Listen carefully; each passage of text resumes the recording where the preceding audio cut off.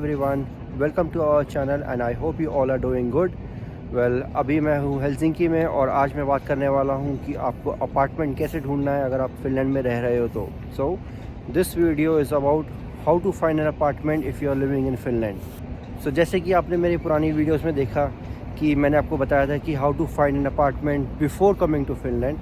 Now this video is about how to find an apartment after coming to Finland.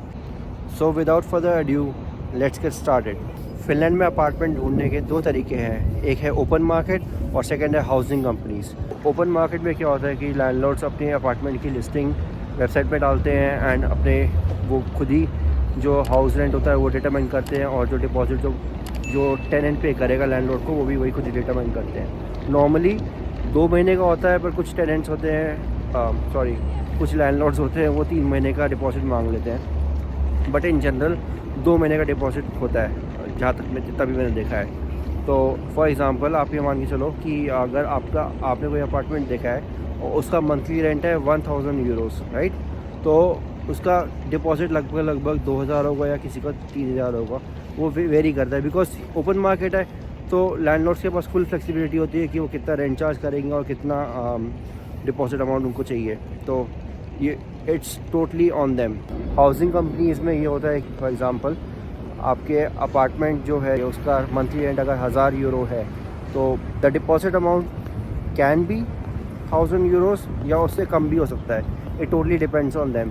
And housing companies में कुछ advantages ऐसे भी होते हैं कि आपको वाटर का बिल सेपरेटली पे नहीं करना पड़ता है, कुछ में पे करना पड़ता है, कुछ में पे नहीं करना पड़ता है, राइट. आपके अपार्टमेंट में कोई प्रॉब्लम आ गई तो आप सीधा हाउसिंग कंपनी को फ़ोन करो, वो खुद ही अपने आप आके सारी की सारी जो रिपेयर जो पार्ट है वो खुद मैनेज करते हैं.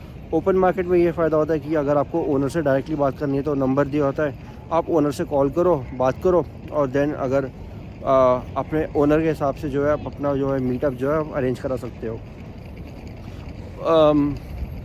हाउसिंग कंपनीज़ के साथ ये बड़ा डिसएडवांटेज है कि आपको पहले ईमेल डालना पड़ेगा, उनकी वेबसाइट पे अप्लाई करना पड़ेगा. अगर उन्होंने आपकी क्या कहते हैं एप्लीकेशन देखी है एंड देन उन्होंने अप्रूव कर दिया है तो बोलेंगे कि हाँ ये अपार्टमेंट आपके लिए रिज़र्व हो चुका है, तो आप जाके अपॉइंटमेंट जो है बुक कर लो और जिस दिन भी आपको कंफर्टेबल लगे आप जाओ और अपना अपार्टमेंट जाके देखाओ. हैसल होता है कि यार अपना टाइम निकाल के जाना पड़ता है क्योंकि मैंने भी ऐसे किया था कि मेरे को सुबह 8 बजे की अपॉइंटमेंट लेनी पड़ी और आप मानोगे नहीं मैंने एक अपार्टमेंट के 3 कमरे अलग देखने के लिए 3 अलग अपॉइंटमेंट ली थी. सो थोड़ा टीडियस हो सकता है हाउसिंग कंपनीज के साथ. क्योंकि जब मैं अपार्टमेंट देखने गया था तो उस बिल्डिंग में रेनोवेशन चल रही थी और मोस्टली सारे के सारे फ्लोर्स जो थे वो खाली थे. तो मैंने पूछा कि अगर भाई मुझे पसंद नहीं आ रहा तो क्या मैं दूसरा रूम देख सकता हूँ मुझे, तो उन्होंने मना कर दिया कि नहीं, कहता कि इसके लिए भी आपको अपॉइंटमेंट लेके आनी पड़ेगी. मतलब कि आपको पता है कि वो रूम खाली है पर वो दिखाएंगे नहीं आपको जब तक आपका एक अपॉइंटमेंट नहीं होगी. तो ये पंगा होता है. आपको बताता हूँ कि मेन क्राइटेरिया क्या होता है अपार्टमेंट चूज़ करने का. वेल इट टोटली डिपेंड्स कि आपका क्या यूज़ केस है. फॉर एग्ज़ाम्पल मेरे साथ मेरी फैमिली है, मेरी वाइफ और मेरा बच्चा है, राइट.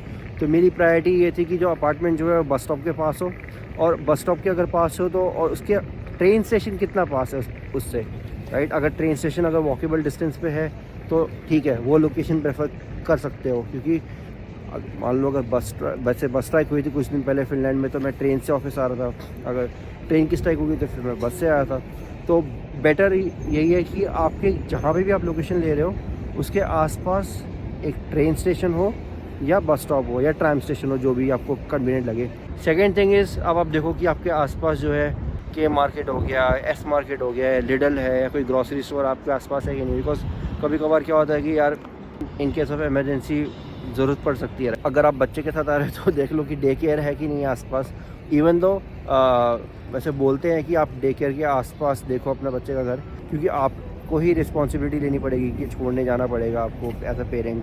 तो कोशिश करो कि आप उसके आसपास कोई डे केयर हो. पॉसिबिलिटी कम होती है कि आपको वो डे केयर बच्चे का अलॉट हो जाए. जैसे मेरे साथ हुआ, मेरा जहाँ पे मेरा घर है उसके बगल में ही डे केयर है बट मुझे वो डे केयर नहीं मिला मेरे बच्चे के लिए. बट क्योंकि डे केयर फुल था और बट हमने ऑलरेडी अप्लाई कर रखा है, उसका भी अलग प्रोसेस है, उसका भी बताऊँगा अलग सी वीडियो में. और अभी थोड़ा सा बैठते हैं फिर आप बैठ के बताता हूँ बाकी की सारी बातें. आप देखो यहाँ पे, ये देखो आप पहले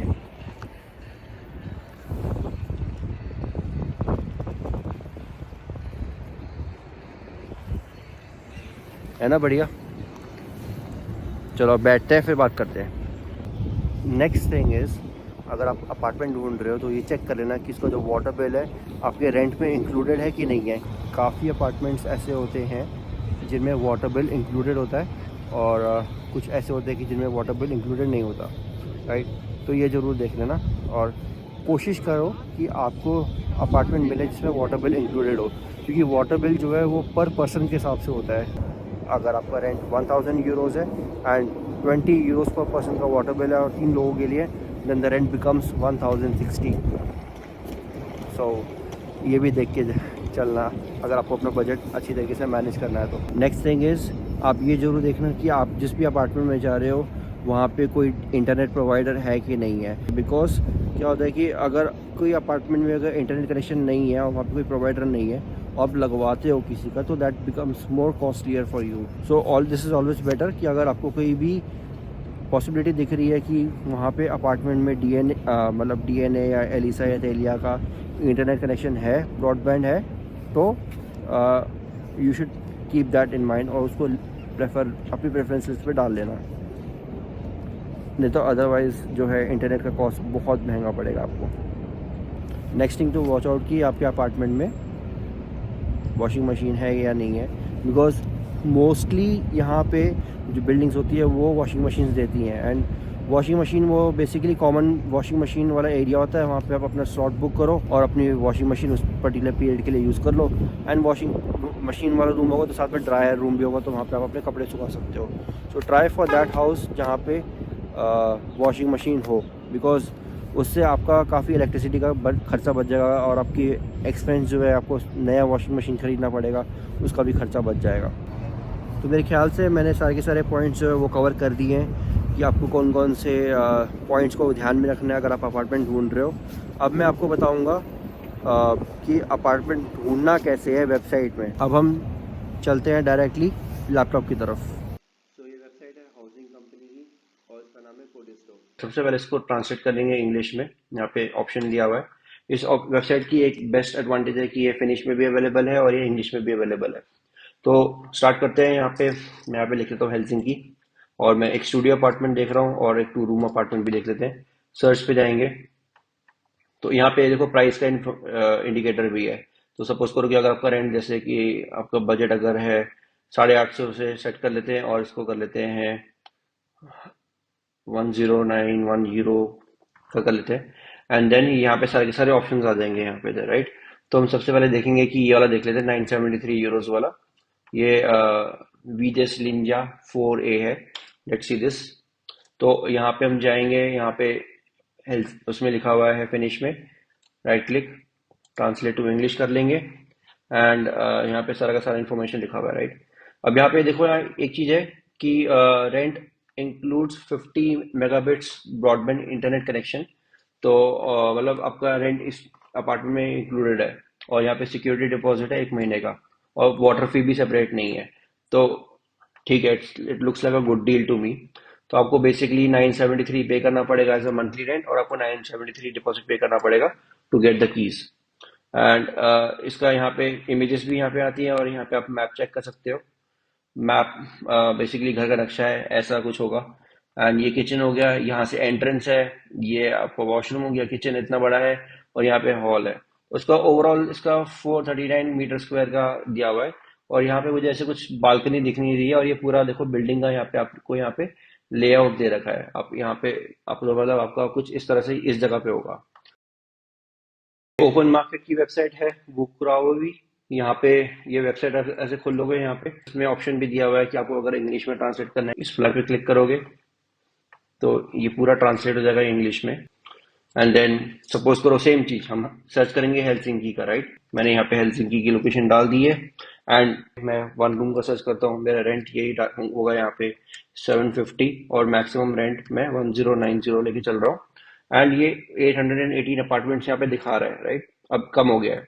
अब मैं इसको और रेंज कम करूंगा तो अपार्टमेंट्स और कम हो जाएंगे मेरे। मैंने 1000 किया है, सी 6112 अपार्टमेंट्स आ गए। सर्च पे क्लिक करोगे तो आपको सारी की सारी लिस्टिंग यहाँ पे अवेलेबल हो जाएंगी इधर।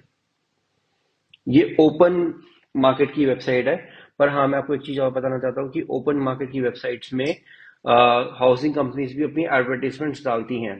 फॉर एग्जांपल जैसे कि आप यहाँ पे देख रहे हो कि वुकरा तुरवा है यहाँ पे, राइट? तो बेसिकली इन सब के लिए ना आपको फॉर्म फिलअप करके आपको अप्लाई करना पड़ेगा। आप डायरेक्टली उनको कॉल करके नहीं बात कर सकते। आपको फॉर्म फिलअप करना पड़ेगा, अपना फिनिश आईडी से रजिस्टर होना पड़ेगा एटलीस्ट इसके लिए।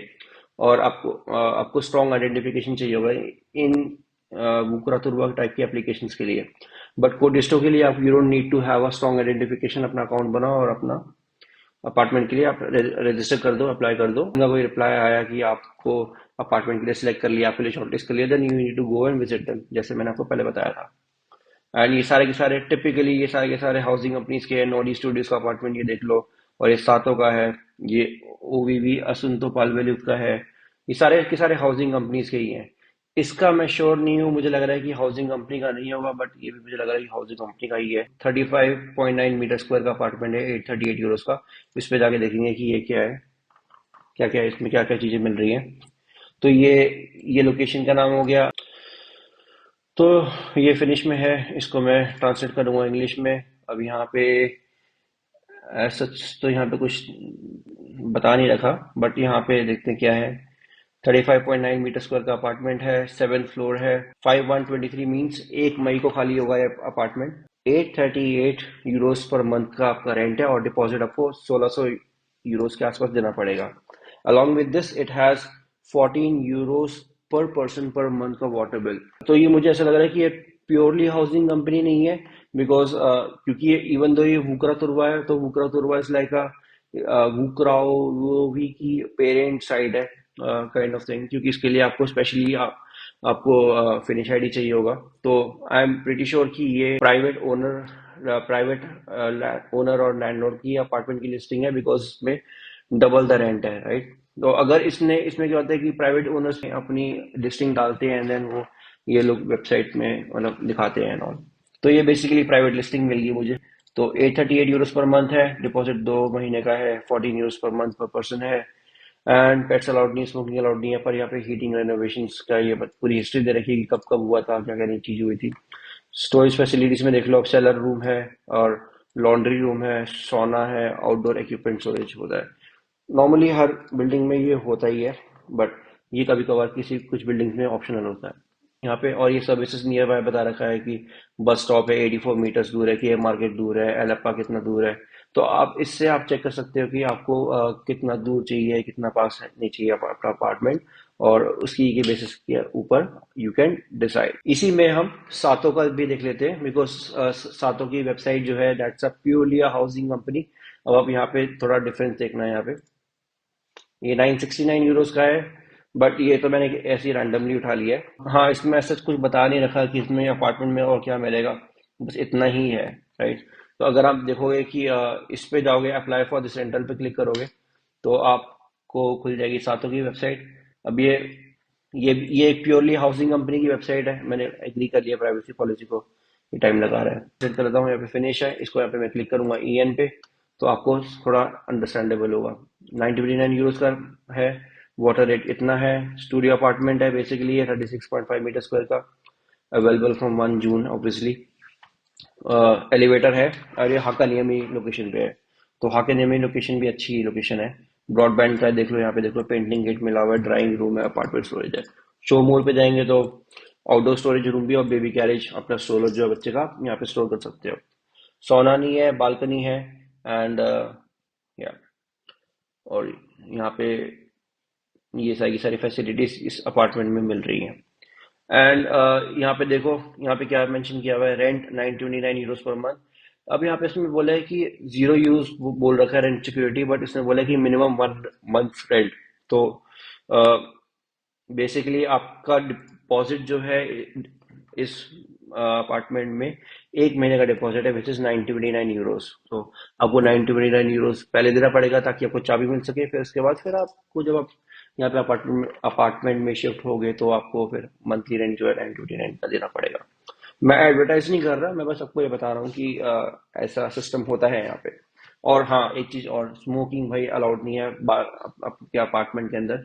you need to go outside. तो आई होप आपको थोड़ी सी क्लैरिटी आ गई होगी कि अपार्टमेंट कैसे ढूंढना है और कौन सी वेबसाइट्स पे ढूंढना है। और आई नो थोड़ा फास्ट था, बिकॉज अगर मैं बहुत स्लो करता तो वीडियो बहुत ज़्यादा लंबी हो जाती, बट मेरी कोशिश यही है कि कम से कम टाइम में ज़्यादा से ज़्यादा इन्फॉर्मेशन देने के लिए। एंड आई थिंक आपको वैल्यूएबल लगी होगी और आपको ज़रूर हेल्प करेगी अपार्टमेंट ढूंढने में। सो आई होप आप लोगों को ये वीडियो अच्छी लगी होगी एंड कुछ आपको इन्फॉर्मेटिव लगा है। कीप वॉचिंग एंड तब तक के लिए मिलते हैं आपसे अगली वीडियो में। सी या।